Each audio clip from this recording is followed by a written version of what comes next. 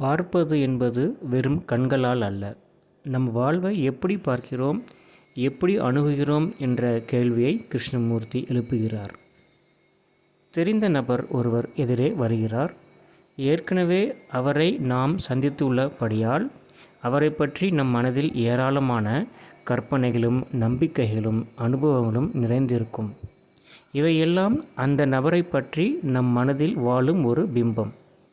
நாம் அந்த நபருடன் பேச ஆரம்பிக்கும் முன்னரே இந்த பிம்பத்தை எடுத்து தயாராக வைத்துக்கொள்வோம். பிறகு இந்த பிம்பத்தின் அடிப்படையிலேயே நாம் அவரை அணுகுவோம். அவர் நல்லதே சொன்னாலும் கூட, நல்லதை செய்தாலும் கூட, இந்த பிம்பத்தின் அடிப்படையிலேயே அவரை எடை போட்டு பார்த்து பிம்பத்தை சார்ந்த மேலும் ஒரு கருத்தை உருவாக்கி கொண்டு நம் மனதில் போட்டு வைத்து விடுவோம்.